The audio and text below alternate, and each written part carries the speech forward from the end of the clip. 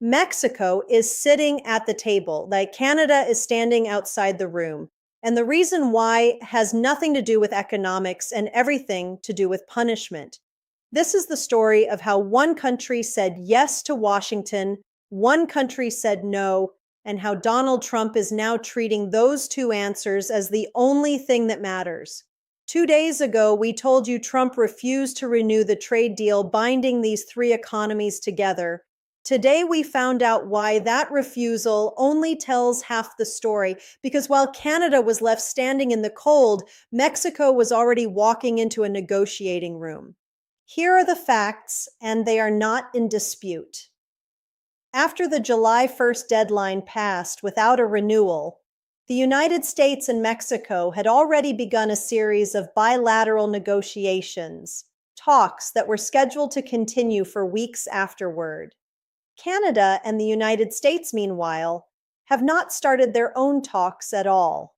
Not a preliminary call, not a working session, nothing. Two countries tied to the exact same expired deal, and only one of them got an invitation. So why the difference? A senior Trump administration official said the quiet part out loud on a call with reporters.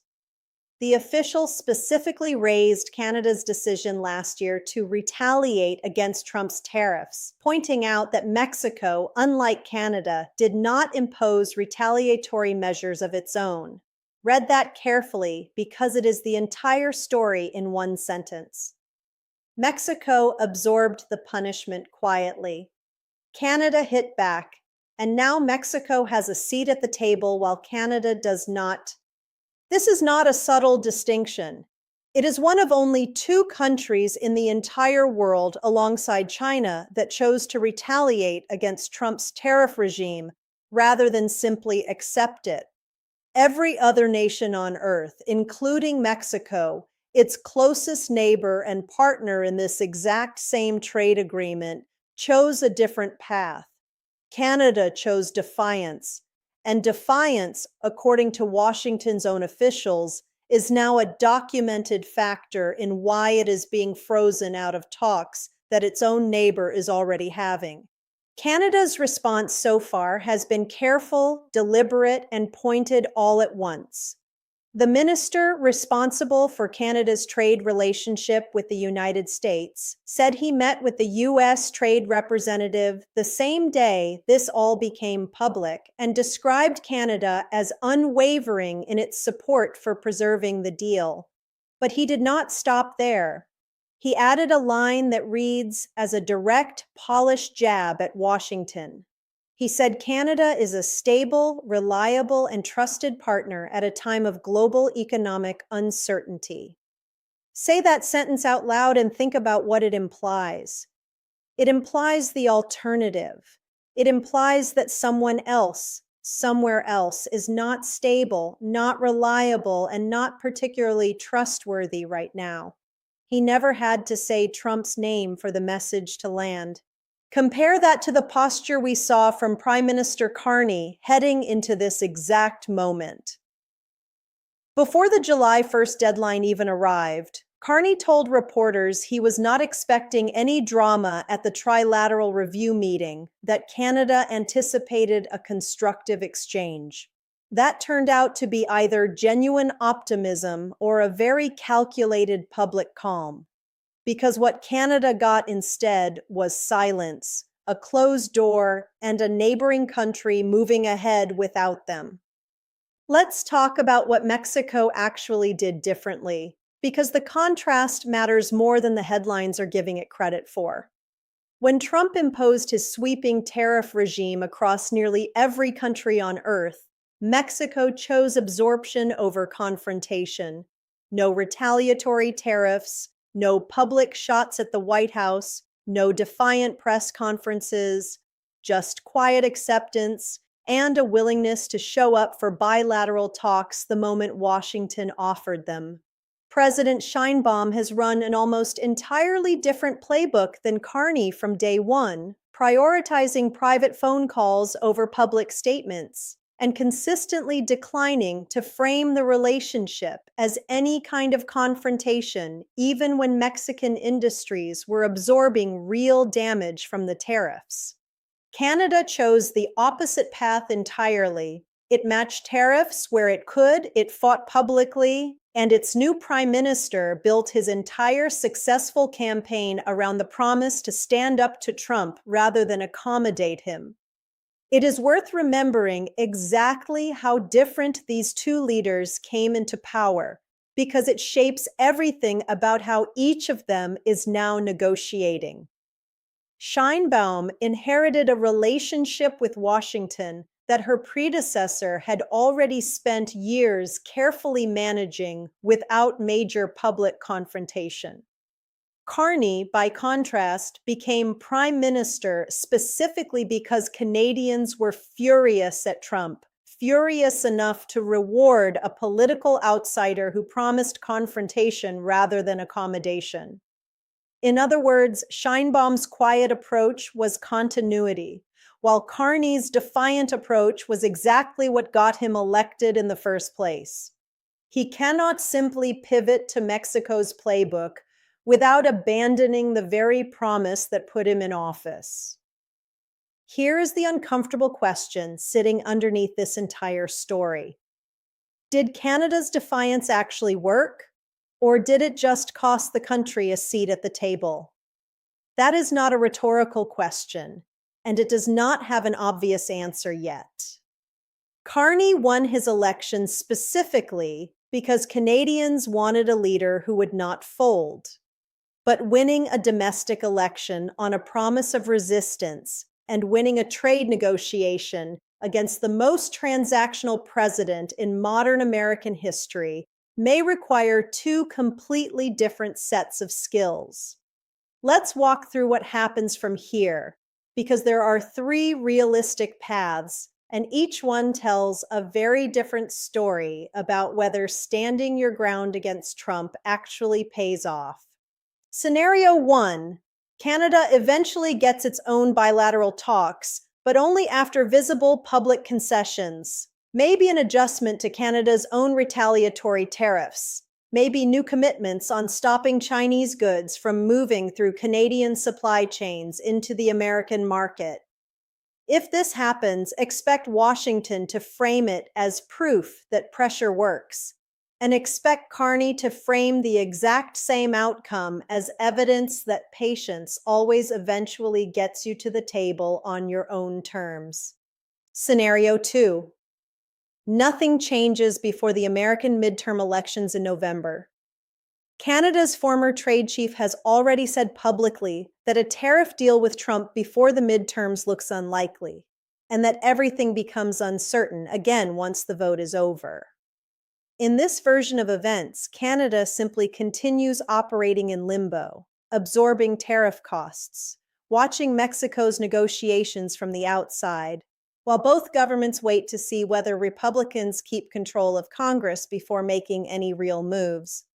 Scenario 3. This is the one that should actually worry Washington more than the other two combined.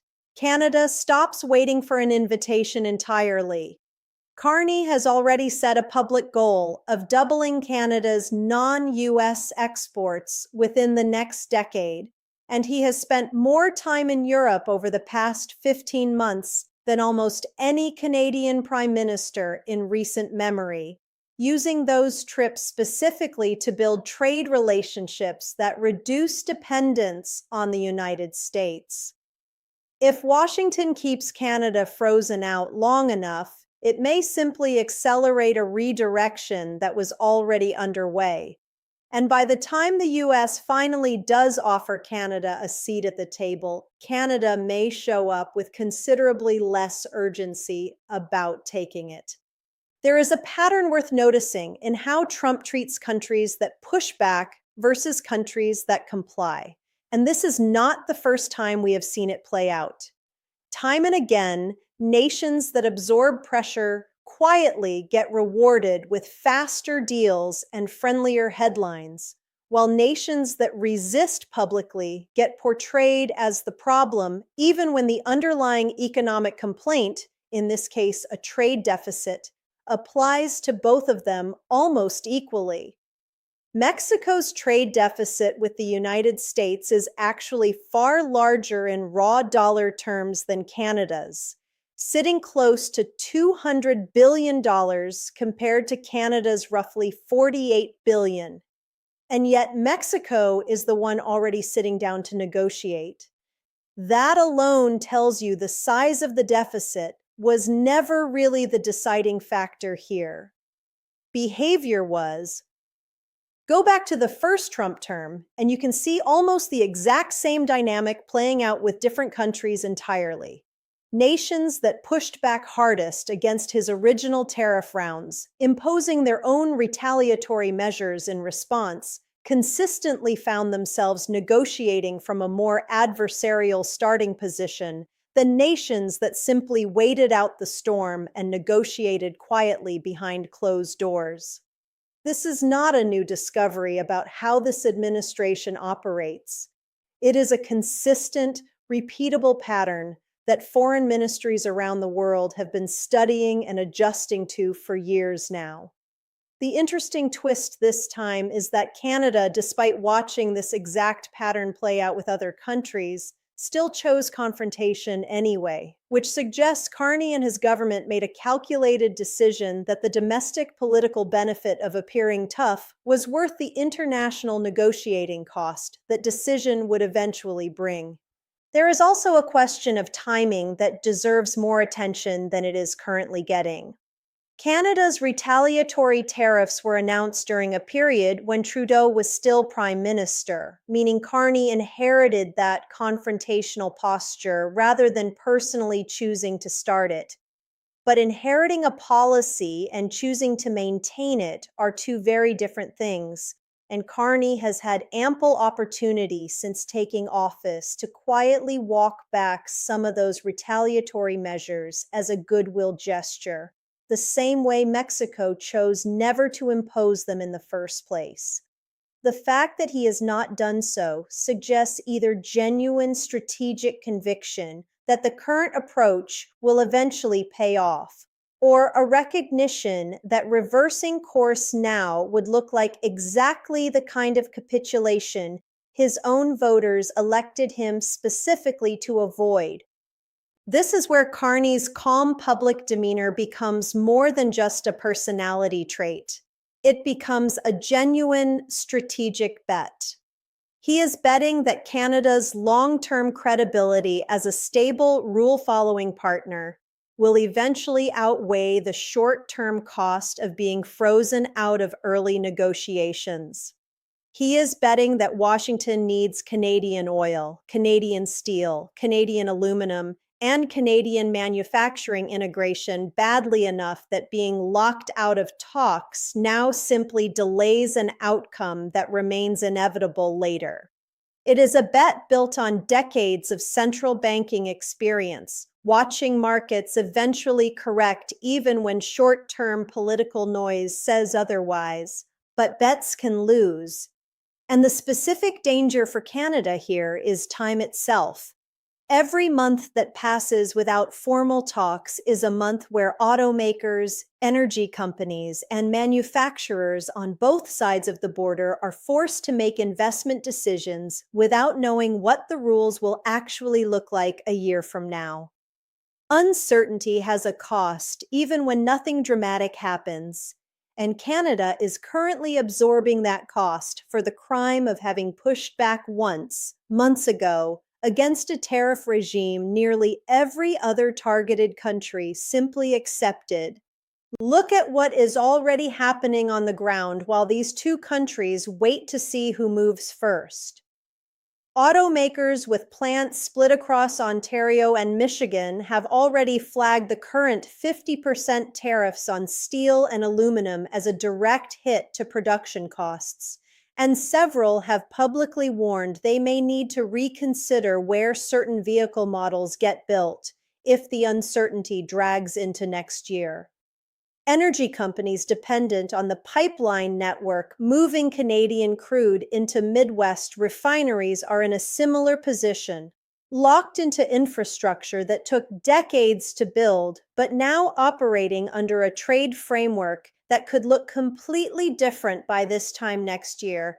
None of these companies get a vote in these negotiations, but all of them are the ones actually paying for the delay while both governments calculate their next move. Ask yourself something honestly. If the price of standing up to the most powerful economy on earth is getting frozen out of the room while a neighbor who complied quietly gets invited in first, what lesson does that actually teach every other country watching this play out? Does it teach nations to resist unfair treatment? Or does it teach them that compliance is the only path that gets rewarded? That is a question with consequences far beyond just Canada and Mexico, because every trade partner Washington has is watching exactly how this story ends. There is also a domestic dimension to this story inside Canada itself that shapes how much room Carney actually has to maneuver. His approval ratings surge specifically around his willingness to confront Trump publicly, and Canadian polling throughout this entire trade dispute has consistently shown strong public support for standing firm rather than seeking quick accommodation. That support gives Carney real political room to wait out this standoff without paying an immediate domestic price. But that same public mood could shift quickly if ordinary Canadians start feeling the tariffs directly in their own paychecks and grocery bills, rather than as an abstract news story about trade deficits and bilateral meetings. Governments that win elections on defiance can lose the next one just as fast if that defiance starts costing voters money they can see and feel every single week. Opposition politicians inside Canada have already started probing this exact vulnerability, questioning whether Carney's calm public posture is genuine strategic patience or simply an inability to secure the kind of direct access to Washington that previous Canadian governments managed to maintain even during difficult periods. Those criticisms have not gained significant traction yet, largely because the frustration in Canada remains overwhelmingly directed at Washington rather than at Ottawa. But that political dynamic is not guaranteed to hold indefinitely, especially if Mexico secures a favorable deal in the coming months, while Canada continues waiting for an invitation that never seems to arrive. Here's my honest read on where this goes. Canada eventually gets its bilateral talks because the economic integration between these two countries is simply too deep for Washington to ignore forever, no matter how frustrated officials currently are about last year's retaliation. But the timeline matters enormously, and every week Canada spends locked out is a week that pushes Carney's diversification bet further from theory and closer to necessity. If talks open in the next month or two, this becomes a minor footnote in a longer negotiation. If they do not open before the midterms, watch for Canada's outreach to Europe and Asia to accelerate sharply, because at that point, diversification stops being a hedge and starts being the actual strategy. That diversification push is already further along than most casual observers realize, and it deserves a closer look before we close this out. Carney has made 9 separate trips to Europe in the 15 months since becoming Prime Minister, an extraordinary pace for any Canadian leader, let alone one also managing an active trade dispute with Washington at the same time. Those trips are not simply symbolic diplomacy. They have produced concrete new arrangements around energy exports, defense procurement, and manufacturing partnerships specifically designed to reduce how much of Canada's economic fate depends on decisions made inside the Oval Office. He has set an explicit public goal of doubling non-US exports within the next decade, a target that would have sounded almost unrealistic 5 years ago when close to 80% of Canadian exports flowed south of the border, but now reads as an entirely rational insurance policy given everything happening this year. Watch Dominic LeBlanc's public statements closely over the coming weeks, because his language has already shifted from purely defensive to quietly pointed. And that kind of shift usually signals a government preparing its public narrative for a longer standoff rather than an imminent breakthrough. And watch whether Mexico's bilateral talks actually produce a real agreement, because if Mexico gets a favorable deal while Canada remains frozen out, that outcome becomes Exhibit A in every future argument about whether compliance with Trump genuinely pays off. There is one more angle worth considering before we close this out, and it involves China, the only other country that chose retaliation over compliance when these tariffs first landed. China and Canada now occupy an unusual, unintentional partnership in this story, both frozen out of the accommodation Washington is extending to more compliant partners, both facing the same underlying accusation of having fought back rather than absorbed the pressure quietly. Nobody in Ottawa would ever frame it this way publicly, and the comparison is imperfect given the vastly different scale and nature of the US-China relationship compared to the US-Canada one. But the pattern itself is worth sitting with, because it suggests Washington's current approach to trade is not really about fixing specific deficits or specific grievances at all. It is about establishing a clear, visible consequence for any country that responds to pressure with pressure of its own, regardless of how close or how integrated that country's economy already is with America's. That is ultimately the real stakes of this entire standoff, far beyond the specific numbers in any trade deficit or the specific terms of any eventual agreement. It is a test case for whether the rules-based trading relationships built over the past several decades can survive an American administration that treats every negotiation as a test of leverage rather than a search for mutual benefit. How Canada navigates being frozen out right now may end up mattering less for the eventual trade terms it secures than for what it teaches every other country watching about what happens when you refuse to simply go along quietly. Tell me in the comments below, did Canada make the right call standing up to Trump, even if it means waiting longer at the door?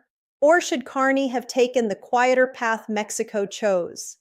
Does defiance eventually earn respect at the negotiating table, or does it just earn a longer wait outside it?